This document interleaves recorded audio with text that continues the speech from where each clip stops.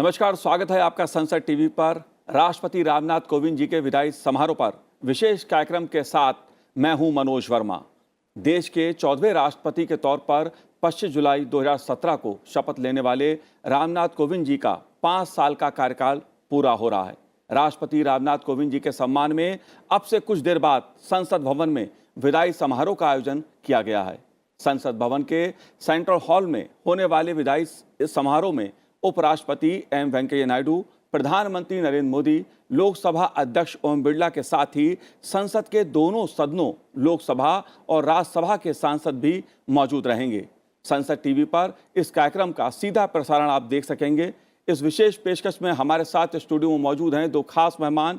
वरिष्ठ पत्रकार प्रदीप कौशल जी हमारे साथ मौजूद हैं। प्रदीप जी, आपका बहुत बहुत स्वागत है संसद टीवी पर। और वरिष्ठ पत्रकार मुकेश कौशिक जी हमारे साथ हैं। मुकेश जी, आपका भी बहुत बहुत स्वागत है। और साथ ही हम बात करेंगे हमारे सहयोगी अखिलेश सुमन जी से, जो इस समय संसद भवन परिसर में मौजूद हैं। अखिलेश जी, आपका भी स्वागत है इस कार्यक्रम में।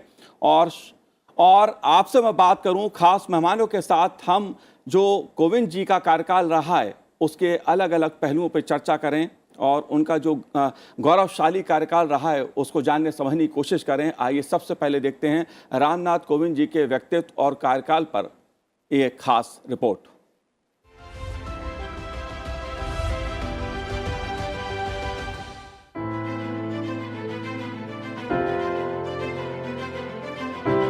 उत्तर प्रदेश में कानपुर शहर के नजदीक पारोंख, जहां देश के 14वें राष्ट्रपति रामनाथ कोविंद का जन्म हुआ। तारीख थी 1 अक्टूबर 1945। उनकी स्कूली और उच्चतर शिक्षा भी कानपुर में ही हुई। उन्होंने कॉमर्स में स्नातक किया, फिर कानपुर विश्वविद्यालय से कानून में डिग्री हासिल की। इसके बाद 1971 में दिल्ली में वकालत शुरू की। उन्होंने समाज के कमजोर वर्गों, विशेष रूप से महिलाओं और गरीबों को निःशुल्क कानूनी सहायता भी उपलब्ध कराई। 1977 से 1979 तक दिल्ली हाई कोर्ट में केंद्र सरकार के अधिवक्ता रहे। 1978 में वे भारत के सुप्रीम कोर्ट में एडवोकेट ऑन रिकॉर्ड बने। 1980 से 1993 तक सुप्रीम कोर्ट में केंद्र सरकार के स्थायी अधिवक्ता रहे। अप्रैल 1994 में वो उत्तर प्रदेश से राज्यसभा के सदस्य चुने गए और मार्च 2006 तक लगातार 2 कार्यकालों के लिए वे राज्यसभा के सदस्य रहे। इस दौरान वो अनेक संसदीय समितियों के सदस्य भी रहे। भारतीय शिष्टमंडल के सदस्य के रूप में 22 अक्टूबर 2003 को उन्होंने संयुक्त राष्ट्र आम सभा को संबोधित किया। वो डॉक्टर बी.आर. अंबेडकर विश्वविद्यालय लखनऊ के प्रबंधन बोर्ड और IIM कोलकाता के बोर्ड ऑफ गवर्नर्स के सदस्य भी रहे। 8 अगस्त 2015 को उन्होंने बिहार के राज्यपाल का पदभार संभाला। कुलाधिपति के रूप में उन्होंने राज्य विश्वविद्यालयों के कामकाज में अनेक सुधार लागू किए और आधुनिक प्रौद्योगिकी का प्रयोग शुरू किया। साथ ही कुलपतियों की नियुक्ति में पारदर्शिता का समावेश भी किया। 2017 में वे राष्ट्रपति पद के मजबूत दावेदार के रूप में उभरकर सामने आए। सर्वोच्च संवैधानिक पद पर निर्वाचन के बाद रामनाथ कोविंद ने 25 जुलाई 2017 को भारत के 14वें राष्ट्रपति के रूप में शपथ ली। मैं रामनाथ कोविंद ईश्वर की शपथ लेता हूं कि मैं श्रद्धापूर्वक भारत के राष्ट्रपति के पद का कार्यपालन करूंगा। मैं भारत की जनता की सेवा और कल्याण में निरत रहूंगा।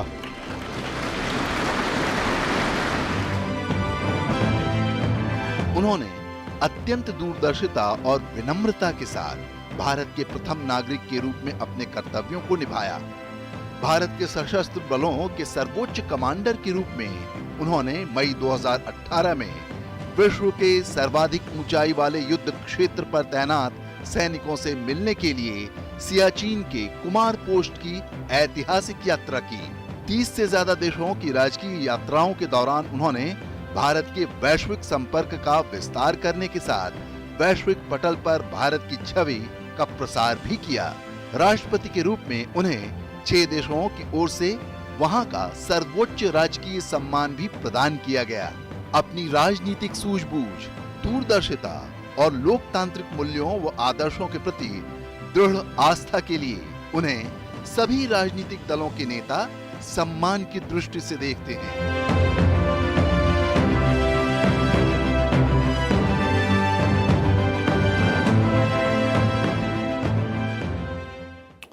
अब से कुछ ही देर में राष्ट्रपति रामनाथ कोविंद जी के सम्मान में जो विदाई समारोह संसद भवन के सेंट्रल हॉल में होने वाला है, उसकी जानकारी के लिए आइए सीधे आपको लिए चलता हूं संसद भवन परिसर, जहां अखिलेश सुमन जी मौजूद हैं। अखिलेश जी, क्या जानकारी है इस कार्यक्रम को लेकर आपके पास? देखिए मनोज जी, आज जो पूरा कार्यक्रम है तकरीबन 1 घंटे के से कुछ कम समय का है। 5:10 में यह अपेक्षा की जाती है कि सारे सांसद जो हैं सेंट्रल हॉल में अपना स्थान ग्रहण कर लेंगे जी। उसके बाद 5:25 के करीब में प्रधानमंत्री नरेंद्र मोदी के यहाँ आने की सूचना है। उसके बाद उपराष्ट्रपति आएंगे। उपराष्ट्रपति के बाद देखिए 5:38 में राष्ट्रपति रामनाथ कोविंद के आने की बात है।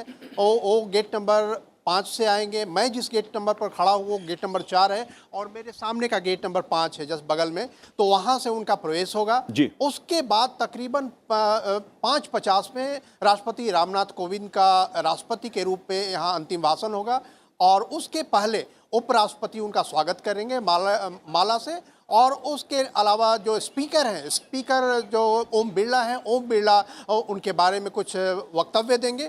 उसके बाद जो राष्ट्रपति रामनाथ कोविंद 5:50 में उनके भाषण के बाद तकरीबन 6 बजे समझा जाता है कि 6 बजे के करीब जो राष्ट्रगान होगा और राष्ट्रगान के बाद इस पूरे कार्यक्रम की समाप्ति होगी।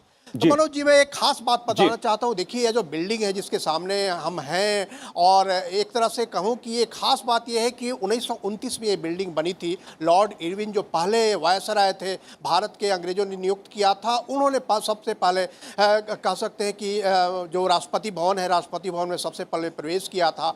और आज के बाद मतलब कल राष्ट्रपति रामनाथ कोविंद राष्ट्रपति भवन से बाहर निकलेंगे तो 95 साल राष्ट्रपति भवन का होगा। संसद भवन के इस परिसर का भी एक है कि संसद भवन का यह जो परिसर है, अब अगले साल नया संसद भवन बन रहा है। नए संसद में जो नए राष्ट्रपति होंगे वो संभवतः अपना जो भाषण होता है साल के प्रथम में बजट सत्र में, उस समय अपना भाषण देंगे। तो ये सब ऐतिहासिक क्षण है जो राष्ट्रपति रामनाथ कोविंद के साथ जुड़ जाएंगे मनोज जी। और आज जो खास है, इस बात की ताकीद सब लोगों ने की है कि राष्ट्रपति रामनाथ कोविंद का जो यह कार्यकाल था, कह सकते हैं कि बिल्कुल ही विवादों से परे कार्यकाल रहा। और एक तरह से कहें कि उत्तर प्रदेश से प्रधानमंत्री तो कई आए, लेकिन राष्ट्रपति पहली बार रामनाथ कोविंद आए थे और दलित समुदाय के कह सकते हैं दूसरे राष्ट्रपति के रूप में, और अगर उत्तरी भारत से कहें तो पहले दलित राष्ट्रपति बने। तो ये सारी बातें रामनाथ कोविंद से जुड़ी हुई है, जिसका गवाह राष्ट्रपति भवन भी है और ये संसद भवन भी है। अखिलेश जी, आपने कई इस तरह की परंपराओं को देखा है।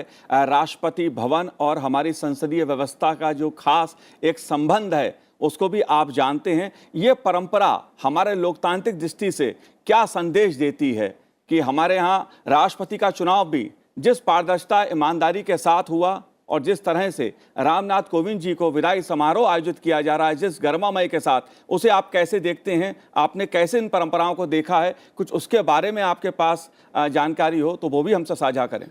देखिए, निश्चित तौर पे मनोज जी, यह जो संसद भवन है और उसके अलावा राष्ट्रपति भवन है, कह सकते हैं कि इसका सांगोपांग संबंध रहा है। और चूंकि संवैधानिक तौर पे जो राज्यसभा, लोकसभा और उसके बाद राष्ट्रपति, ये तीनों मिलकर पार्लियामेंट माने जाते हैं, संसद माने जाते हैं। और राष्ट्रपति की जो एक खास गरिमा ये होती है कि वो एक तरीके से कह सकते हैं कि उनकी गार्जियन की भूमिका होती है। जब बजट सत्र होता है या जब नई सरकार आती है तो उसका पहला भाषण राष्ट्रपति ही करते हैं, इसी सेंट्रल हॉल में जहां आज राष्ट्रपति रामनाथ कोविंद की विदाई दी जाएगी। और हमने देखा है कि जो भी राष्ट्रपति आए हैं, कई बार एक आध को छोड़ कर तकरीबन सभी राष्ट्रपति कह सकते हैं कि कंट्रोवर्सी से बचने की कोशिश की है। उन्होंने एक भारत के जो पूरे राष्ट्रपति पद की गरिमा को बनाए रखा है। और खास करके जो रामनाथ कोविंद के साथ खास बात यह रही कि ये बीजेपी और संघ परिवार से कह सकते हैं कि ये पहले राष्ट्रपति बने। एपीजे अब्दुल कलाम, जब वाजपेयी जी प्रधानमंत्री थे उस समय एपीजे अब्दुल कलाम को राष्ट्रपति बनाया गया था। और उस समय भी कह सकते हैं कि जो एनडीए के विरोधी दल थे, एनडीए के विरोधी दल में समाजवादी पार्टी खास तौर पे एपीजे अब्दुल कलाम के साथ आ गई थी। और इस तरह से उनका निर्वाचन में कई जो माने जाते हैं कि कई बेड़ियां टूटी थी, जो राजनीतिक बेड़ियां हैं। तो एक एक ऐसी परंपरा रही है राष्ट्रपति के निर्वाचन में कि कई बार जो है वो लोग अपने राजनीतिक जो विभेद हैं, राजनीतिक विभेद से ऊपर भी उठ के उन्होंने मतदान किया है, और उसके चलते जो राष्ट्रपति के नाम की जो संस्था है वो राष्ट्रपति नाम की एक संस्था का सभी लोग आदर करते हैं। तमाम राजनीतिक मतभेदों को, तमाम विवादों के बाद जो अंतिम संस्था बचती है वहाँ विरोधी दल भी जाते हैं, सत्ता पक्ष के भी जाते हैं, और आम नागरिक भी वहाँ अपनी गुहार लगाए जाते हैं। कोई भी अगर ऐसा माहौल बनता है, ऐसा मामला होता है जहाँ विपक्षी दल अगर सरकार से संतुष्ट नहीं हो, व्यवस्था से उनको कोई परेशानी हो रही हो, तो राष्ट्रपति के सामने गुहार लगाते हैं, यह जानते हुए कि राष्ट्रपति मुख्य तौर पे जो है वो एक तरह से गार्जियन होता है और वो दलों से ऊपर उठ जाता है। तो इस तरह की परंपराएं हमने बार बार देखी है, और बार बार तमाम विरोधों के बावजूद भी, भले ही चुनाव के समय मतभेद रहे हो, विरोध हो, आइडियोलॉजिकल डिफरेंसेज हो, लेकिन एक बार जब चुनाव हो जाता है राष्ट्रपति का, तो उस चुनाव के बाद तकरीबन सभी लोग राष्ट्रपति पद का सम्मान करते हैं। हालांकि कई ऐसे मौके देखे गए हैं मनोज जी, जब बजट सत्र को राष्ट्रपति संबोधित करते हैं तो कई बार राजनीतिक कारणों से कुछ विरोधी दल अवरोध डालने की कोशिश करते हैं, लेकिन फिर भी यह बाद में ऐसा होता है कि उसके बाद राष्ट्रपति का निर्णय होता है। जी अखिलेश जी, आप हमारे साथ जुड़े रहिए। इस बीच जो तैयारियां हैं वो अपने अंतिम चरणों में हैं, तैयारी लगभग पूरी कर ली गई हैं। कुछ ही देर में जो विदाई समारोह है वो शुरू होगा संसद भवन के सेंट्रल हॉल में। जैसा कि मुकेश जी अभी, अखिलेश जी भी कह रहे थे इस बात को कि राष्ट्रपति का चुनाव जब तक होता है तभी तक कुछ राजनीति देखने को मिलती है, लेकिन राष्ट्रपति जो है वो हमारा संवैधानिक दृष्टि से सबसे प्रमुख पद है, सबसे बड़ा पद है, सर्वोच्च पद है, और उसकी जो एक गरिमा है, उस गरिमा को भारत ने जिस लोकतांत्रिक तरीके से आगे बढ़ाया है, जिसका सम्मान पूरी दुनिया में होता है, उस जो परंपरा हमारी है, आप कैसे देखते हैं? जिस परंपरा का निर्वाह करते हुए हम अमृत काल में 75 साल का जो अमृत महोत्सव देश का मन रहा है, आप कैसे देखते हैं? देखिए, राष्ट्रपति इस देश का प्रथम नागरिक होता है जी। प्रथम नागरिक मतलब प्रथम मतदाता भी होता है, और वो सबका पूज्य हैं, और उन्हीं के इशारे पर ये देश चलता है। भले ही सरकार की उसमें सलाहकार की भूमिका होती है, लेकिन राष्ट्रपति का पद कितना विवाद रहेगा, कितना निर्विवाद रहेगा, ये इस बात पर निर्भर करता है बहुत हद तक कि उन 5 साल में इश्यूज़ कौन से सामने आए जी, और वो इश्यूज़ कौन से सामने आए जिनमें एक व्यक्ति को अपने पद से जुड़े हुए जितने भी नियम कानून हैं, कायदे, उनसे थोड़ा ऊपर उठकर कोई ऐसा फैसला लेना था जो डिस्क्रिशन पर आधारित था जी। और इस संदर्भ में मैं 1-2 इश्यूज गिना सकता हूं कि जिसमें डिस्क्रिशन का, प्योर डिस्क्रिशन के मामले होते हैं। जैसे कि रामनाथ कोविंद जी के पूरे कार्यकाल में जो प्योर डिस्क्रिशन का मामला जैसे आपको दिखाई देगा, वो था किसी भी कैपिटल पनिशमेंट में आखिरी फैसला राष्ट्रपति को लेना होता है जी। फांसी की सजा होगी या नहीं, क्योंकि वही एक है जिससे रहम की फरियाद कोई लगा सकता है जी। और रामनाथ कोविंद जी बहुत विनम्र, बहुत पोलाइट, बहुत सहृदय व्यक्ति हैं, लेकिन उन्होंने पूरा अपना साहस के साथ निर्भया के हत्यारों को फांसी की अर्जी को खारिज किया, और अरसे बाद उन लोगों को न्याय मिला, उन परिवार को न्याय मिला जिनके साथ अन्याय हुआ था। ये बहुत बड़ा फैसला था। बिल्कुल, रामनाथ कोविंद जी के लिए सज्जन, विनम्र, सौम्य, मृदुभाषी, ऐसे तमाम शब्द हैं जो उनके लिए विशेषण के तौर पर प्रयोग किया जा सकते हैं। जमीनी स्तर पर के नेता से लेकर देश के शीर्ष पद राष्ट्रपति तक का उनका जो सफ़र रहा वो बहुत एक गौरवमय, आदर्श वाला रहा। आप कैसे देखते हैं इस पूरे सफ़र को उनके? देखिए, सबसे बड़ी बात तो ये है कि शीर्षस्थ स्थान पर आप जब स्थापित होते हैं तो आपके सामने बड़े जटिल विषय भी आते हैं। कई लोगों को ऐसा मन हो सकता है कि इसमें हम अपनी मनमानी कुछ करें, या हम कुछ उसमें जिसे कहते हैं राजनीतिक खेल भी परोक्ष रूप से कहीं ना कहीं हम उसमें भागीदार हो जाएं। जी। रामनाथ कोविंद जी का कार्यकाल एकदम निर्विवाद है, उसमें किसी प्रकार का कोई विवाद नहीं है, और उनका जो अपना स्वयं का राजनीतिक आचरण आप देखें, व्यक्तिगत आचरण देखें, उसमें कहीं भी कोई उंगली उठाने का जो है वो उसका कोई भी कारण आपको नज़र नहीं आता है, और बड़ा सौम्य और बड़ा संयत उनका कार्य प्रणाली रही है।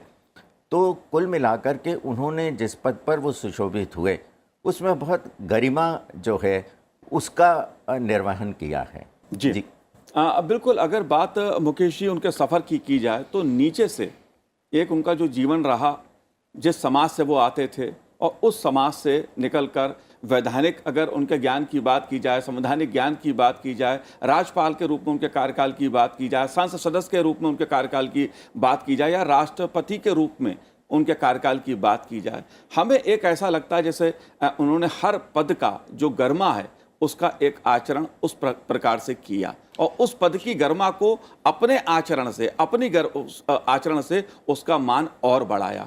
आप कैसे देखते हैं इस पहलू? नहीं, मुझे लगता है कि रामनाथ जी का जो पूरा ये सफ़र है, जो जैसा कि संसद टीवी ने दिखाया भी, उसको देखकर तो ऐसा लगा कि इतने एप्ट व्यक्ति थे वो इस पद के लिए कि सुप्रीम कोर्ट के अधिवक्ता रहे, सरकार की तरफ से रहे, गवर्नर रहे, राज्यसभा में देखा, यानी कि राजनीति के हर मोड़ को, हर सफ़र को उन्होंने देखा है। इस के बीच मुझे याद आता है एक पत्रकार के रूप में मैं जिक्र जरूर करूंगा उसका, जैसे कि एक बार जब बालाकोट एयर स्ट्राइक हुई थी तो उससे अगले ही दिन देश में गांधी शांति पुरस्कार दिए जाने थे। 26 तारीख का दिन था और रात को उससे पहले एयर स्ट्राइक हुई थी और पत्रकारों को के जो चुनिंदा पत्रकार वहाँ बुलाए गए थे उसमें 40 मिनट का विलंब उस कार्यक्रम में हुआ था और हर किसी की ज़ुबान पर यह था कि राष्ट्रपति के तो सारे कार्यक्रम डॉट टू डॉट होते हैं, उसमें कुछ विलंब की कोई गुंजाइश नहीं होती।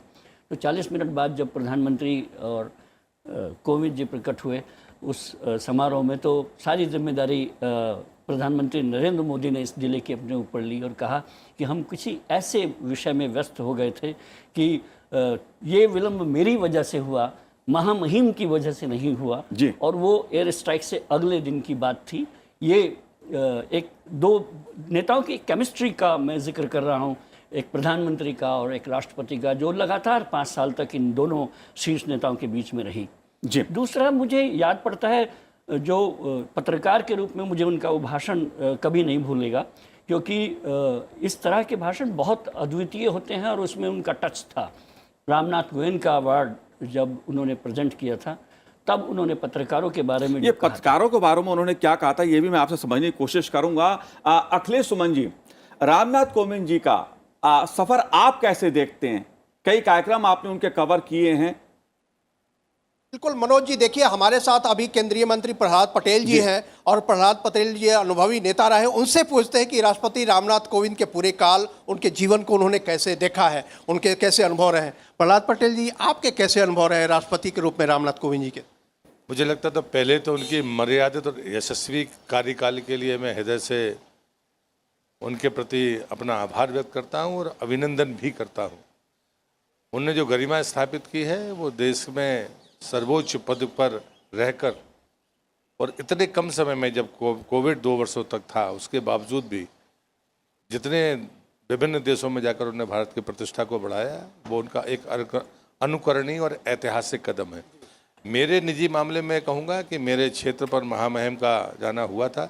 रानी दुर्गावती की, वीरांगना रानी दुर्गावती जो गोंडवाना काल की महान रानी रही हैं, उनकी राजधानी सिंगौरगढ़ में उस से स्थान पर महामहिम ने जाकर जो गौरव प्रदान किया और जो नर्मदा आरती में शामिल होकर उनने स्वयं भी आनंद उनने प्राप्त किया और जो गौरवान्वित है जबलपुर की धरती, ये ऐसी घटनाएं हैं जिसे मैं जीवन में नहीं भूल सकता। हाँ बिल्कुल। एक सवाल आपसे पूछनी है कि जो उत्तर भारत से अगर कहें तो दलित के रूप में पहले राष्ट्रपति बने और देश के जो सबसे बड़ा राज्य है उत्तर प्रदेश, उससे भी ये पहले राष्ट्रपति बने, तो इनके आने के बाद क्या आपको लगा कि समाज में क्या असर पड़ा इस पर? मैंने सबसे पहले पहली पंक्ति जो बोली ना कि उनका यशस्वी और गरिमापूर्ण जो कार्यकाल था, उनने उसे सर्वोच्च पद की गरिमा को और बढ़ाया और देश की प्रतिष्ठा को भी बढ़ाया। वो वर्ग जो अपने आप को दूर पाता था, उसने गौरव, अपने आप को गौरवान्वित महसूस किया और जब भी कोई महामहिम के पास गया वो संतुष्ट होकर और आनंदित होकर लौटा। ये भरोसा मिल जाना, ये बड़ी बात है। ये बहुत बड़ी बात है कि इस तरह का भरोसा राष्ट्रपति से मिलता हो और केंद्रीय मंत्री जब इस तरह की बात अपने अनुभव साझा कर रहे हो तो निश्चित तौर पे ये समय होता है जब हम मान सकते हैं कि एक सफल कार्यकाल रहा राष्ट्रपति रामनाथ कोविंद का। और मनोज जी, एक जो बात यहाँ मैं बता रहा हूँ कि एक जगजीवन राम थे बिहार के, जो सबसे बड़े दलित नेता के रूप में उभरे। उसके बाद रामविलास पासवान थे, जो एक दलित नेता के रूप में उभरे। उससे भी निश्चित तौर पर समाज में परिवर्तन आया। लेकिन राष्ट्रपति रामनाथ कोविंद के राष्ट्रपति बनने के बाद जिस तरह से प्रहलाद पटेल जी बता रहे थे कि समाज के उस तबके में और ज्यादा विश्वास पैदा हुआ। जी बिल्कुल, अखिलेश जी आप जुड़े रहिए हमारे साथ। प्रदीप कौशल जी, अगर बात राष्ट्रपति जी के विचारों की जाए, कई संबोधन उनके मैंने सुने, लेकिन एक संबोधन में उन्होंने खास तौर से मिट्टी का जिक्र किया। देश की जो मिट्टी है, वो चाहे वो कानपुर अपने गांव गए हों या देश की मिट्टी की बात हो, मिट्टी के प्रति उनका जो लगाव, कि मिट्टी से प्यार हर व्यक्ति को होना चाहिए और इसके लिए वो जो हमारी विविधता वाली सोच है, हमारी जो संस्कृति है विविधता की, उस पर खास तौर पे उनका जोर रहता था कि यही विविधता जो है वो हमारे देश को खास बनाती है, हमारी जो मिट्टी है उसे खास बनाती है। इस विचार को आप कैसे देखते हैं, उनके इस चिंतन को आप कैसे देखते हैं? देखिए, मिट्टी का मोह, मिट्टी का आकर्षण एक व्यक्ति की संवेदनशीलता का परिचायक है। और जो लोग बिल्कुल नीचे से उठ कर के शीर्षस्थ स्तर पर पहुंचते हैं, उनको बरबस अपनी मिट्टी याद आती है कि वो कहाँ से कहाँ तक की यात्रा उन्होंने पूरी की जी। और उसमें सबसे बड़ा उनके संस्कारों में अगर आप देखें, उनके आचरण में देखें, तो उसी मिट्टी की गंध जो है वो अवश्य आपको दिखाई देगी। और सबसे बड़ी बात ये है, जैसे बहुत लोग अक्सर कहते हैं कि देखिए ये दलित नेता थे जी, लेकिन दलित समाजों के भीतर कोई मूल चूल परिवर्तन नहीं आया। देखिए अत्याचार अभी भी हो रहे हैं, या फलां गलत परंपरा है वो अभी भी चल रही है। जो संवैधानिक व्यवस्था है उसके लिए राष्ट्रपति से यही वांछित है जो उनके संवैधानिक उनका दायित्व है जी, उससे आगे जा कर के वो एक जिसे कहें कि प्रोफेशनल पॉलिटिशियन, वो पेशेवर राजनीतिज्ञ की तरीके से व्यवहार नहीं कर सकते। उनके होने का सबसे बड़ा अर्थ ये है कि उस समाज के लोगों के, जो लोग दलित हैं, जो पिछड़े हैं, उनके अंदर एक आत्मविश्वास आता है, एक आत्म गौरव आता है। जी बिल्कुल, वो सबसे बड़ी बिल्कुल सामाजिक दृष्टि तो संदेश होता ही है इसका बड़ा। लेकिन अभी आपने देखी तस्वीरें सेंट्रल हॉल से कि किस प्रकार की तैयारियां वहां पर चल रही हैं। दोनों सदनों के जो सदस्य हैं वो राष्ट्रपति रामनाथ कोविंद जी को, जो उनके सम्मान में विदाई समारोह आयोजित किया गया है, उसमें एकत्र हो रहे हैं। ये भव्य तस्वीरें हैं उस सेंट्रल हॉल की जहां आज राष्ट्रपति रामनाथ कोविंद जी को विदाई समारोह में अभिनंदन उनका किया जाएगा। दोनों सदनों के सदस्यों के साथ साथ प्रधानमंत्री नरेंद्र मोदी सहित तमाम केंद्रीय मंत्री इस मौके पर उपस्थित रहेंगे। तमाम केंद्रीय मंत्री पहुंच भी चुके हैं सेंट्रल हॉल। ये सीधी तस्वीरें आप संसद टीवी के माध्यम से देख रहे हैं। मुकेश कौशिक जी, मिट्टी की बात मैं इसलिए कर रहा था क्योंकि 25 जुलाई 2017 को कोविंद जी ने जब शपथ ली थी, अपना जो भाषण दिया था उसमें उन्होंने, और ख़ास तौर पर मिट्टी की बात कही थी। मिट्टी की बात उन्होंने कहते हुए कहा था कि मैं एक मिट्टी के घर में पला बड़ा हूँ, और इसलिए मिट्टी से जुड़ाव पर मैंने देखा, जब वो कानपुर अपने गांव गए थे तब भी उन्होंने मिट्टी का जिक्र किया था कि मिट्टी से जुड़ाव हर व्यक्ति का होना चाहिए। इस सोच को आप कैसे देखें? दरअसल उन्होंने ये सिर्फ सोच को बोला ही नहीं है, उन्होंने जिया है अपने पूरे कार्यकाल के दौरान 5 साल के। और वो आपको उनके उस जब कानपुर में थे, वो घर पे गए हुए थे, प्रधानमंत्री वहाँ पर पहुँचे थे, देश के राष्ट्रपति ने प्रोटोकॉल तोड़कर प्रधानमंत्री के अगवानी के लिए वो पहुँच गए थे, क्योंकि वो प्रधानमंत्री एक राष्ट्रपति के घर गए थे मिलने। तो उस प्रोटोकॉल को उन्होंने तोड़कर प्रधानमंत्री की अगवानी की, और ये एक मिट्टी से जुड़ा हुआ आदमी ही कर सकता है। मैं आपको रिकॉल कर रहा था उनके जो पत्रकारों के भाषण का था, उन्होंने बहुत बेबाकी से जब अपनी बात कही कि ब्रेकिंग न्यूज़ सिंड्रोम ने पत्रकारिता को, मीडिया को कंज्यूम कर लिया है। इसको मोटी भाषा में कहूँ तो खा लिया है, चट कर लिया है। और सच खोजने, तथ्य जानने और समाज को सही आईना और साफ लेंस दिखाने की क्षमता उसकी ख़त्म हो गई है। हम लोग 5 W और 1 H के आंसर खोजते रहते थे, वो पत्रकार का ललक ख़त्म हो गई है।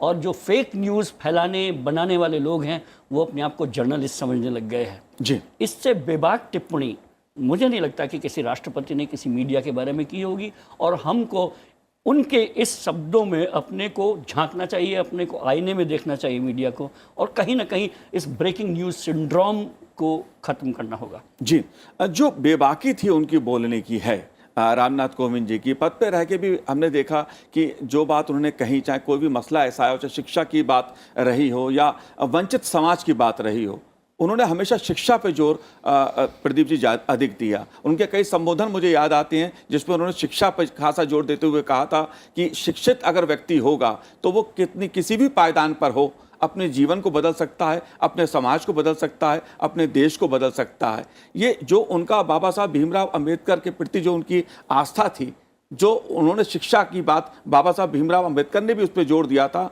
उसी बात को वो समाज में आगे लेके चले जिस भी पद पे रहे। देखिए, रामनाथ कोविंद जी जो हैं, उन्होंने जो मौलिक विषय हैं जी, उनके ऊपर हमेशा बल दिया, और राजनीतिक विवाद में पढ़ने का उन्होंने कभी कोई मोह नहीं दिखाया। और इसीलिए बहुत से लोग हैं जो कहते हैं कि अरे ये बहुत ज़ोरदार कार्यकाल नहीं था। तो ज़ोरदार कार्यकाल का क्या अर्थ है कि आप कोई ना कोई विवाद को जन्म दें, विवाद खड़ा हो, ऐसी बात बोलें। जी, उस तरीके का आपने देखा होगा, कुछ शीर्ष पदों पे ऐसे व्यक्ति भी आए जिन्होंने जो राजनीतिक, गूढ़ राजनीतिक विषय हैं उस पर भी टिप्पणियां की। उससे शीर्ष स्तर पे भेद है, ऐसा मतभेद है, ऐसा संदेश भी गया। रामनाथ कोविंद जी हमेशा जो मौलिक विषय हैं उन पर उन्होंने बड़ी बेबाकी से टिप्पणियां की और बड़ी बेबाकी से अपने मन की बात कही, लेकिन कोई विवादास्पद स्वर जो है वह आपको सुनाई नहीं दिया। जी, मुकेश जी, सामाजिक सशक्तिकरण के लिए शिक्षा पर जोर खासा रहा। जिस भी पद पे रहे रामनाथ कोविंद जी, वो चाहे राज्यपाल के रूप में रहे हो, राष्ट्रपति के रूप में उनका कार्यकाल रहा हो, शिक्षा पे खास तौर से जोर दिया रामनाथ कोविंद जी ने। दरअसल ये एक उस पद की गरिमा के बहुत अनुरूप है कि वो शिक्षा के बहुत बड़े पैरोकार रहे हैं। और अगर व्यक्ति को कोई एक हथियार हमारे पास मौजूद है गरीब व्यक्ति के पास, तो वो शिक्षा से बड़ा हथियार नहीं हो सकता। बहुत लोग दराती उठाते हैं, बहुत लोग बंदूक उठाते हैं, लेकिन बहुत लोग किताब उठाते हैं। और किताब उठाने वाले लोग राष्ट्रपति बन जाते हैं। उसको त्यागने वाले लोग दूसरे प्रकार के हथियार उठाते हैं। और अगर कोविंद जी ने उसका पैरोकार रहे हैं तो ये इस देश के सर्वोच्च पद की गरिमा के अनुरूप ही है। जी, बात अगर रूल बुक की करूं, क्योंकि हमेशा वो नियमों से चले जीवन में, और राष्ट्रपति के रूप में भी अगर रूल बुक की बात की जाए तो उसका उन्होंने हमेशा पालन किया। संसद से पारित जो भी अधिनियम थे उसको मंजूरी देने में देर नहीं हुई। इस पहलू को आप कैसे देखते हैं? ये मुकेश जी, आप कुछ कहना चाह रहे हैं? मुझे याद पड़ता है कि सबसे क्रिटिकल मोमेंट मुझे राष्ट्रपति के रूप में उनके सामने दो आए होंगे, और उन दोनों मोमेंट में विपक्ष ने भी उनको देखा था कि, और गुहार भी लगाई थी कि उन कानूनों को पारित ना किया जाए। जम्मू कश्मीर से जब अनुच्छेद 370 हटने का विधेयक पारित हुआ था दोनों सदनों में, तो 7 अगस्त को उस पर राष्ट्रपति ने अपनी मंजूरी दे दी थी। मुझे याद पड़ता है कि उपराष्ट्रपति वेंकैया नायडू ने अपने संस्मरणों में कहा है कि जिस दिन ये बिल आया था राज्यसभा में, पहली बार राज्यसभा में ही आया था, तो उस दिन उनको पता था कि ये बिल सुबह आने वाला है, आज आने वाला है। तो उन्होंने लिखा है कि उनकी पत्नी पूजा कर रही थी, तो वो अक्सर पूजा में शामिल नहीं होते थे, लेकिन उस दिन वो उस पूजा में शामिल हो गए थे, उस आरती में शामिल हुए थे। कुछ ऐसा ही मूवमेंट ज़रूर मुझे लगता है कि रामनाथ कोविंद जी के भी सामने पेश हुआ होगा, लेकिन उन्होंने बेबाकी से, बहुत दृढ़ता से उस पर साइन किए। दूसरा, CAA जब विधेयक पारित हुआ तो वो भी एक ऐसा ही कंट्रोवर्शियल विधेयक था। कृषि कानूनों का जो विधेयक थे उनको उन्होंने पारित कराया, और ये सब महत्वपूर्ण विधेयक जो उनके मेज से होकर गुजरे, और उन्होंने बेहिचक उन बिलों को, उन कानूनों को आगे बढ़ाया। ये एक राष्ट्रपति के रूप में निर्विवाद होकर आगे बढ़ने की उनकी मैं क्षमता मानता हूँ। आपने एक दया याचिका की बात की थी। राष्ट्रपति रामनाथ कोविंद जी के सामने 6 दया याचिकाएं भी आई थी जो उन्होंने खारिज की। जाहिर तौर पे दया याचिकाओं को लेकर कई बार अलग अलग राष्ट्रपतियों के कार्यकाल में अलग अलग तरह की तस्वीरें उभर के भी सामने आई। कई बार इस तरह की भी बातें आई कि लंबे समय तक इस तरह की दया याचिकाएं या तो पेंडिंग रहीं, फैसला नहीं हो पाया, जिसका असर न्याय पे भी पड़ा। लेकिन राष्ट्रपति रामनाथ कोविंद जी ने याचिकाएं खारिज की। आप कैसे देखते हैं? एक का उल्लेख आपने किया, आप कैसे देखते हैं इस पहलू को? सर, कैपिटल पनिशमेंट अपने आप में एक बहुत बड़े विवाद और बहुत बड़ी बहस के बिंदु में रहा है, लेकिन और जब तक ये रूल बुक में है जी, जब तक भारत के संविधान में इस कैपिटल पनिशमेंट की व्यवस्था है, तब हम लोग इस दया याचिका और उस पर होने वाले विवेकाधिकार से फैसलों को जो सर्वोच्च पद से होंगे उस पर हम बातचीत करेंगे। राष्ट्रपति के सामने बहुत कुछ कानूनी किताब खोलकर रख दी जाती हैं और उसी के आधार पर एक राष्ट्रपति के रूप में दया याचिका खारिज होती है और उस जो मेरिट सामने आई है उस मेरिट को देखकर रामनाथ कोविंद जी भी फैसले लिए थे। जी, प्रदीप कौशल जी, आप बेबाकी की बात कर रहे थे। वकालत कर चुके रामनाथ कोविंद जी ने राष्ट्रपति बनने पर न्यायपालिका में सुधार की जरूरत पर बार बार इस बात पर जोर दिया कि न्यायपालिका के सामने जो चुनौतियां हैं, जिस तरह की अड़चनें आती हैं, उसमें कैसे सुधार किया जाए ताकि उसका आम जनता से और ज़्यादा जुड़ाव हो, पारदर्शिता आए। एक मौके पर उन्होंने यहाँ तक कह दिया कि न्यायपालिका से यहाँ तक कहा कि अगर राष्ट्रपति की आलोचना हो सकती है तो न्यायपालिका के सदस्यों की क्यों नहीं? यहाँ मुझे थोड़ा सा एक आग्रह अनुभव हो रहा है। 370 की जो बात थी उसमें अगर आप अनुमति दें तो मैं कुछ जोड़ना चाहूँगा। मुझे लगता है कि पलटकर जब वो अपना कार्यकाल देखेंगे तो शायद रामनाथ कोविंद जी, क्योंकि भाजपा के अंदर से निकले हुए उभरे हुए नेता हैं, उनके लिए बड़ा आत्मसंतोष का ये क्षण रहा होगा जब उन्होंने 370 हटाने से संबंधित जो पास हुआ था बिल, उसके ऊपर हस्ताक्षर किए होंगे। अमित शाह जी से भी संसद में जब कहा गया, लोगों ने कहा आप अचानक ले आए, आपने ऐसे पर्याप्त चर्चा नहीं करवाई, तो अमित जी ने बड़े गौरव के साथ ये खड़े होकर के कहा था अपने उत्तर में कि जब भाजपा कोई सीट भी नहीं जीतती थी, म्यूनसिपल कमेटी तक के चुनाव में 370 हटाने का हम लोग प्रण करते थे और लोगों को वचन देते थे। तो ये तो कोई कह ही नहीं सकता कि 370 से संबंधित बिल अचानक आ गया। ये तो हमारा घोषित कार्यक्रम है जी, ये हमने ऐसा वायदा किया है जनता से। तो मुझे लगता है कि सबसे गौरवशाली क्षण कोविंद जी के लिए रहा होगा जब उन्होंने 370 को हटाने से संबंधित बिल पर हस्ताक्षर किए होंगे। जी बिल्कुल। मुकेश जी, ये बहुत महत्वपूर्ण बात प्रदीप कौशल जी ने यहाँ पर उठाई कि 370 का जो भी फैसला हुआ, एक बड़ा फैसला मैं कहूँ कि आज़ादी के अमृत महोत्सव की जब हम चर्चा करते हैं और भारत की आज़ादी के बाद जो एक सबसे बड़ा एक सवाल रहता था 370 का, वो फैसला जो संसद से निकला और राष्ट्रपति ने उसको मंजूरी दी, जिस प्रकार से वो आगे बढ़ा, आप कैसे देखते हैं उस पहलू को? क्योंकि ये किसी एक पार्टी का राजनीतिक विचार हो सकता है, उसकी इशू हो सकता है, मुद्दा हो सकता है, लेकिन ये सवाल देश की एकता, अखंडता से भी जुड़ा हुआ कहीं ना कहीं रहा है। आप कैसे देखते हैं इस पहलू को? दरअसल बहुत मुझे सौभाग्य है कि जिस दिन ये राज्यसभा में बिल आया था उस दिन भी मैं इंसिडेंटली संयोगवश वहाँ मौजूद था।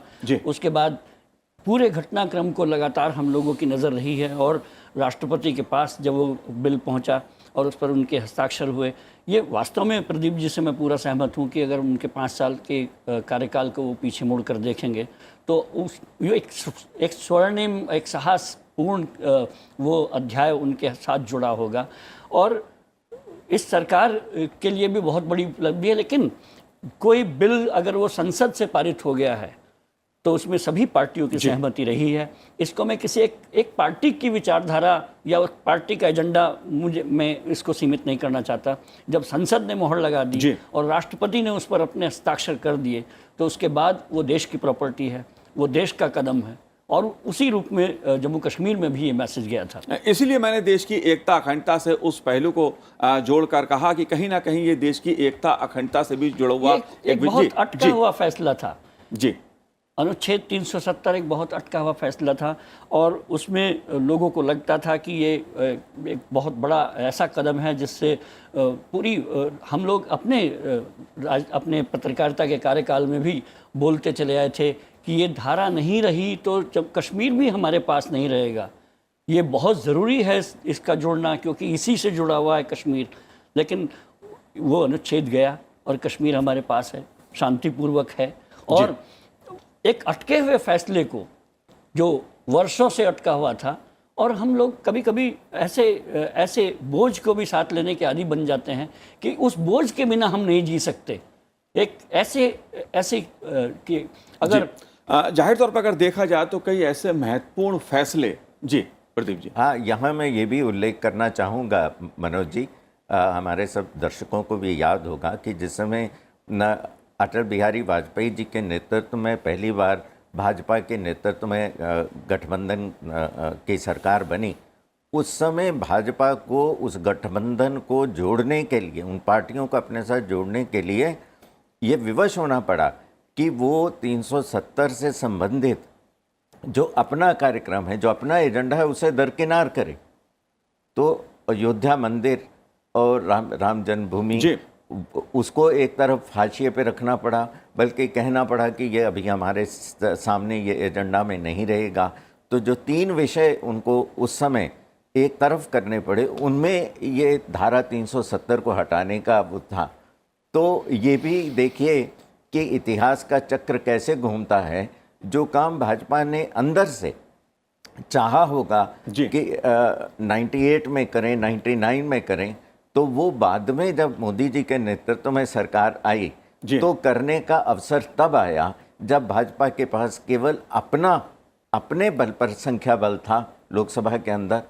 तो ये बहुत अच्छा एक संयोग रहा होगा। मैं वही कहता हूँ, दोबारा फिर कहूँगा कि कब अगर ये माना जाए कि कोई एक ऐसा काम जो उन्होंने अपने हाथ से किया है जिसके लिए वो आजन्म गौरवान्वित अनुभव करेंगे, तो वो वही क्षण था जब उन्होंने इसके बिल के ऊपर हस्ताक्षर किए। जाहिर तौर पर उनका एक राजनीतिक सफर भी रहा है, राष्ट्रपति कार्यकाल से पहले उनका एक अपना राजनीतिक सफर भी रहा है। और जो आपने राम मंदिर की बात कही, तो राष्ट्रपति रामनाथ कोविंद जी 2021 में अयोध्या गए थे। वहां निर्माणाधीन राम मंदिर के लिए अपनी जेब से उन्होंने 5 लाख रुपए का चंदा भी दिया था। ये उनका दिखाता है कि आस्था, वो चाहे उनकी जो मिट्टी की बात मैं बार बार कर रहा था, देश की अखंडता की बात मैं कर रहा हूँ मुकेश जी, वो चाहे भारत की विविधता की बात मैं कर रहा हूँ, चाहे बात विविधता की हो, संस्कृति की हो, धर्म की हो, देश की हो, रामनाथ कोविंद जी कहीं ना कहीं इस मिट्टी से, इस संस्कृति से अपने आप को उन्होंने जुड़ा रखा। इस पहलू को आप कैसे देखते हैं? दरअसल सौभाग्य से उनका नाम भी तो राम से ही शुरू होता है जी। तो इस देश की मिट्टी के अलावा अपने नाम से भी जो जुड़ाव है उनका, चाहे वो राम मंदिर का भ्रमण हो या उन्होंने कई बौद्ध स्थलों का भी दौरा किया है। विदेशों में भी वो जब गए तो उन्होंने कई धर्म स्थलों में जाके देखा। तो आस्था को, धर्म को और मूल्यों को और राजनीति को हम इनसे एक अलग अलग नहीं कर सकते हैं। जी। रामनाथ कोविंद जी ने भी उनमें सामंजस्य रखा और इतना सौम्य व्यक्तित्व है वो कि पिछले 5 साल में वो जिस तरह से भारत की राजनीति में जेल कर रहे थे, जिसमें उनके होने का एहसास तक नहीं उन्होंने होने दिया। जब परिवार में सब आपका मुखिया आपके घर में रहे और उसके होने का एहसास आपको ना हो, तो उससे अच्छा मुखिया आपको कभी नहीं मिल सकता। जी बिल्कुल। अगर मैं राम मंदिर पर उनके चंदा देने की बात कर रहा हूं तो एक मुझे घटना और याद आ रही है प्रदीप कौशल जी की। 2020 में ईद के मौके पर कोविंद जी ने रियाज नामक एक नौजवान मुस्लिम साइकिलिस्ट को राष्ट्रपति भवन बुलाया। उस नौजवान की माली हालत ठीक नहीं थी, मगर उसे साइकिलिंग का बड़ा शौक था। राष्ट्रपति जी को जब ये पता चला, रामनाथ कोविंद जी को जब ये पता चला, तो उन्होंने बुलाकर अपने हाथों से ईदी के रूप में रियाज को रेसिंग साइकिल दी। ये भी उनके एक व्यक्तित्व को दिखाता है। मुकेश जी, आप कैसे देखते हैं इसे? दरअसल जो काम प्रधानमंत्री नरेंद्र मोदी मन की बात के जरिए करते हैं जी, कि वो समाज के उस तबके तक पहुंचते हैं जो एक लालटेन में अपना जीवन बिताता है, लेकिन उसी से फिर अपने को नए प्रयोगों को आगे बढ़ा लेता है। अगर देश के सर्वोच्च नेता ऐसे निचले स्तर के लोगों को, ज़मीन से जुड़े लोगों को हाथ देते हैं, उनका सहारा करते हैं, उनसे संवाद करते हैं, तो देश में एक बहुत सकारात्मक मैसेज जाता है जी। कि हमारे साथ हमारे जो लोग हैं, हमारे जो ऊपर बैठे लोग हैं, वो हमें देख रहे हैं। ऐसा नहीं है कि जो हम कुछ कर रहे हैं वो अंधेरे में है। ऐसा नहीं है कि इस पर सरकार की या हमारे नेताओं की या हमारे राष्ट्रपति की नज़र नहीं है। जी। एक सिंबल है कि वो साइकिल भेंट करते हैं रियाज को बुलाकर, ईदी देते हैं, लेकिन ऐसे कितने ही रियाज, कैसे ही कितने साइकिलिस्ट को इस बात से हौसला गया होगा कि अगर वो रियाज को देख रहे हैं तो हमें भी एक दिन कोई ना कोई देखेगा, हमारा भी हाथ कोई थामेगा। जिस विविधता की बात वो करते हैं अपने जीवन में, उसको उतारते भी हैं और दूसरों का उसका संदेश भी देते हैं। जी प्रदीप जी। हाँ, मैं इसमें ये कहना चाहूँगा कि उनका जो सेकुलरिज्म है वो उदार है, उसमें वो सबको समेटने की गुंजाइश है, लेकिन सेकुलरिज्म का अर्थ अपने धर्म का, अपनी आस्था का, उसका परित्याग करना नहीं है। तो वो जहाँ राम के प्रति अपनी आस्था प्रकट करते हैं, उसी प्रकार से वो जो साइकिल वाले आपने जिनका उल्लेख किया जी, उनको भी उनके पर्व में, उनके त्यौहार में भी अपना योगदान भी देते हैं, उसमें सम्मिलित भी होते हैं। तो इसका अर्थ ये है कि सेकुलरिज्म का अर्थ ये नहीं है कि आप अपनी धार्मिक आस्थाएं जो हैं आप उनको छोड़ दें, लेकिन जब उनकी तरफ आपका आग्रह रहे तो आप दूसरे की आस्था जो है उसका भी सम्मान करें। जी। जिस विविधता की बात वो करते हैं, जिस विविधता पर उनका जोर रहता है, उसका आचरण भी उनका साफ तौर पे देखने को मिलता है। लेकिन मुकेश जी, अगर उनके मैं आचरण की बात करूं, उनके जीवन की बात करूं, तो राष्ट्रपति पद पर रहते हुए कई ऐसे प्रसंग, ऐसी चीज़ें मुझे याद आ रही हैं।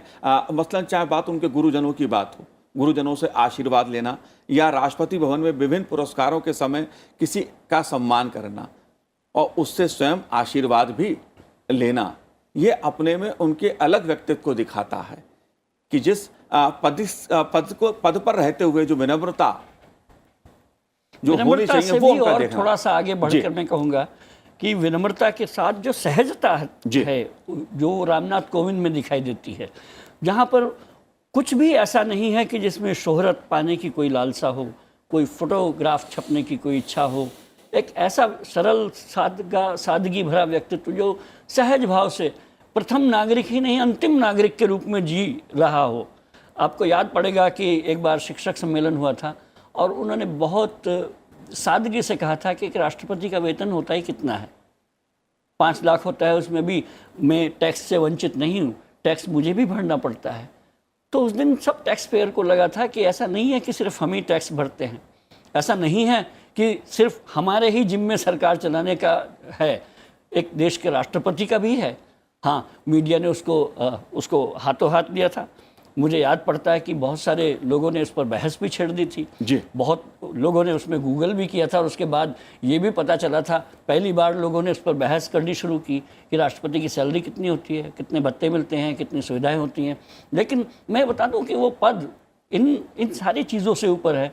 मैं उसमें सिर्फ रामनाथ कोविंद जी की सहजता देखी थी कि जब वो शिक्षकों से बात कर रहे थे तो वो उनको बता रहे थे कि मेरा वेतन आपसे कुछ ज़्यादा नहीं है, मैं बहुत करीब हूँ आपके, मैं भी टैक्स भरता हूँ आपके साथ, और ये देश के राष्ट्रपति की यदि जिम्मेदारी है तो सबकी जिम्मेदारी है। हम सबको वो दायित्व, वो जिम्मेदारियाँ, अपने राष्ट्र के प्रति जो दायित्व हैं उनको निर्वहन करना एक बिल्कुल आम बात है जी। ये प्रथम नागरिक के लिए नहीं है, सबके लिए है। जी बिल्कुल। प्रदीप कौशल जी, ये जो सहजता की बात है, विनम्रता की बात है, उनके जो आचरण है उनके जीवन के, कि आम आदमी से जुड़ने का जो उनका एक अपना तरीका रहा, अपना जो उनका संवाद का तरीका रहा। अगर मैं बात वीआईपी कल्चर की करूं तो जब वो कानपुर अपने गांव गए थे तो एक घटना वहां घटी थी कि एक महिला, उसकी जो मरीज थी, उसकी एम्बुलेंस ट्रैफिक में फंस गई थी, और जब उनको पता लगा राष्ट्रपति जी को इस बारे में, तो उन्होंने कहा भाई, इस पर भी उन्होंने सवाल उठाया था, और जो अधिकारी उससे संबंधित थे उन्होंने बुला के उनकी फटकार भी लगाई थी। देखिए, ये जो व्यवस्था करते हैं वो लोग प्रोटोकॉल पे अटके रहते हैं, लेकिन राष्ट्रपति हैं तो वो इतना संवेदनशील हैं कि उन्हें लगता है कि वो तो आगे पीछे अपना मूवमेंट कर सकते हैं, लेकिन जो बीमार है उसको तुरंत मेडिकल सुविधा की आवश्यकता है। और यहाँ मैं ये भी जोड़ना चाहूँगा कि राष्ट्रपति भवन है जैसे, तो लोग देखते हैं बहुत भव्य है, बहुत विशाल है, तो राष्ट्रपति जी पता नहीं कितने उससे रहते होंगे विलासिता से, उसका बड़ा छोटा भाग जो है वो उनका निजी उपयोग में आता है। जो बाकी राष्ट्रपति भवन है वो तो राजकीय कामकाज के लिए ही उसमें आता है। तो जो जीवन की शैली है उनकी वो उतनी ही सादा है जितनी सादा वो सार्वजनिक स्थल पर दिखाई देती है। जी, सहजता के साथ जीना और वीआईपी कल्चर का जब ऐसा कोई विषय आए जिसमें आम आदमी को तकलीफ हो तो उसके खिलाफ भी बोलना, जो उनकी बेबाकी थी, वो भी कहीं ना कहीं मुकेश जी इशारा करती है कि आम आदमी से कितने जुड़े हुए थे।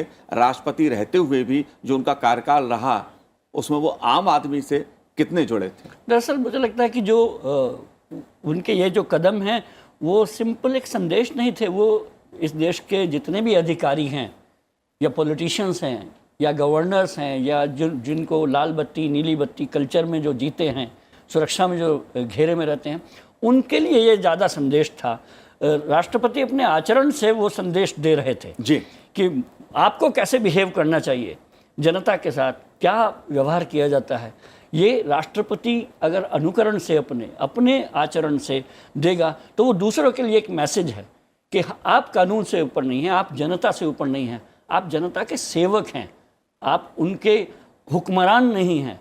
ये इस देश का संविधान ये कहता है कि हम इस देश की जनता सर्वोच्च है जी, उस पर जो सर्वोच्च अपना अधिकार झाड़ने की कोशिश करेगा वो उन हुक्मरान नहीं हो सकता इस लोकतंत्र में। और राष्ट्रपति ने लगातार अपने आचरण से, अपने व्यवहार से, अपनी सरलता से, सादगी से ये जताने की कोशिश की उन अधिकारियों को, उन गवर्नर्स को, उन नेताओं को जो लाल बत्ती कल्चर में जीना चाहते हैं, जो अपने चारों तरफ साएं साएं साएं के नारे चाहते हैं, उनको ये संदेश थे। जी बिल्कुल जी। इसी के साथ जोड़ते हुए मैं बोलना चाह रहा था कि वीआईपी कल्चर जो है वो ढाएं ढाएं आवाज़ आती सायरन की और गाड़ियां दौड़ रही हैं सर पर, तो भैरव सिंह शेखावत जी पूर्व उपराष्ट्रपति कहते थे कि कुछ लोगों को भ्रम हो जाता है कि हमारी मूवमेंट हो तो लोगों को हमसे डरना चाहिए। दरअसल वांछित ये है कि जो जन नेता हैं, जनप्रतिनिधि हैं, वो जनता से डरें जी। तो ये संदेश जाना चाहिए कि जो जनप्रतिनिधि हैं वो चाहे कितने भी बड़े पद पर बैठे हों, उनको जनता से भय खाना चाहिए या जनता के अंदर क्या संदेश जाता है उसके बारे में चिंता करनी चाहिए। ये नहीं कि नेताजी निकल रहे हैं और जनता बेचारी एकदम रास्ता छोड़ करके एक तरफ हो रही है।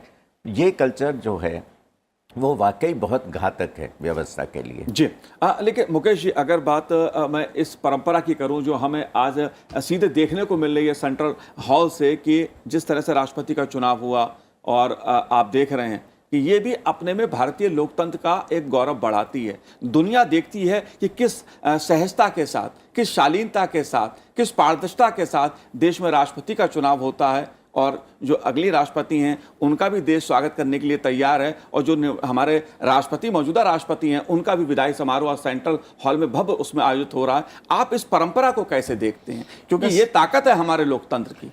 बार बार इस तरह की घटनाएं, इस तरह के आयोजन, और जो सेंट्रल हॉल उसका तो बहुत गवाह रहता है और हम लोग भी बाय डिफ़ॉल्ट उसको देख पाते हैं। ये घटनाएं हैं जो हमको बताती हैं कि ये देश का जो आत्मा है, जो संविधान के साथ चलने की जो आत्मा है, उसको किस सहजता से संक्रमण हम लोग कर सकते हैं, वह हौसला देती है। कई बार हम लोगों को खबरें देखकर जो हौसला टूटता होगा कि सब कुछ चरमरा रहा है, सब व्यवस्था टूट रही है, ऐसा नहीं है।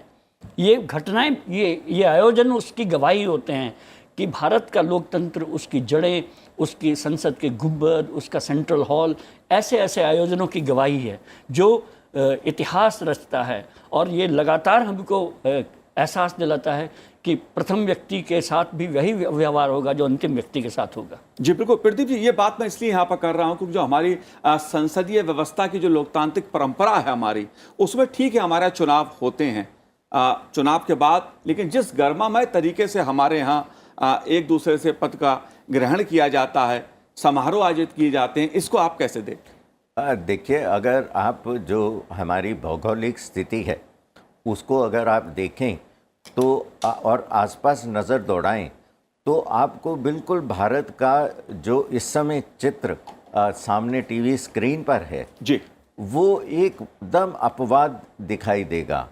आप देखते हैं कि हमारे आस पड़ोस में राष्ट्रपति भाग रहे हैं, लोग दूसरे चाह रहे हैं कि आप जाएं, वो चाहते हैं हम नहीं जाएं, और बड़ा आपाधापी में कोई शपथ ले रहा है, कोई पद त्याग कर रहा है।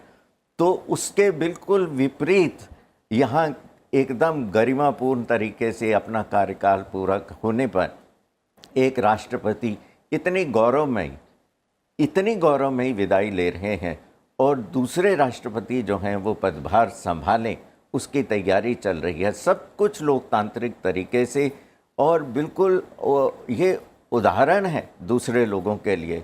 और आप नज़र दौड़ाएं कि पड़ोस में क्या होता है। मैं ये नहीं कि कोई घमंड से कह रहा हूँ, पर एक आत्मगौरव के साथ मुझे लगता है हर भारतीय को ये देखना चाहिए कि हम लोग कितने भाग्यशाली हैं कि हमारे यहाँ व्यवस्था ऐसी है कि सब कुछ सुचारू ढंग से हो रहा है। जी, जाहिर तौर पे सेंट्रल हॉल की जो तस्वीरें हैं, जो सीधी दर्शक देख रहे हैं और हम लोग यहाँ से देख रहे हैं, मुकेश जी, अपने आप में वास्तव में गौरव का एहसास कराती हैं कि हमारे देश का जो लोकतंत्र है समय के साथ और मैच्योर हुआ है, मजबूत हुआ है। आप इस पहलू को कैसे देखते हैं? देखिए, मैं प्रदीप जी की बात को थोड़ा और आगे बढ़ाता हूं, और वो उदाहरणों से स्पष्ट है। मैं कोई विदेश नीति यहाँ पर डिस्कस करने नहीं बैठा हूं, ना ही किसी देश की जो मजबूरियां हैं उनको मैं गिनाना चाहता हूं। लेकिन ये ज़रूर हमको एक आईना तो है ही हमारे लिए, भले ही वो चाहे श्रीलंका का जिक्र किया हो प्रदीप जी ने। और थोड़ा सा आगे बढ़ जाइए, पाकिस्तान की तरफ बढ़ जाइए, वहाँ पर राष्ट्रपति और प्रधानमंत्री के बीच में क्या टसल नहीं है, तो उसके बीच में क्या फ़ौज नहीं है। थोड़ा सा और आगे बढ़ जाइए, अफ़गानिस्तान पहुंच जाइए, वहाँ पर किस तरह से लोग AK-47 लेकर राष्ट्रपति भवन में अपना महिमा मंडन के साथ घुसे, उसको पूरी दुनिया ने देखा। और तो और दुनिया का सबसे मजबूत बड़ा लोकतंत्र माने जाने वाले कैपिटल हिल में आपने जो दृश्य देखे थे अमेरिका में, वो भी तो ऐसा था जिस पर बहुत नाज अमेरिका नहीं कर सकता। जी, भारत के राजनीतिक जीवन में इस तरह के प्रसंग नहीं दिखते हैं, और जी, ये मुकेश हमें जी, बहुत ये हौसला सीधी देता है। तस्वीरें आप देख रहे हैं। प्रधानमंत्री नरेंद्र मोदी जी का काफिला कुछ ही क्षणों में सेंट्रल हॉल पहुंचने वाले हैं।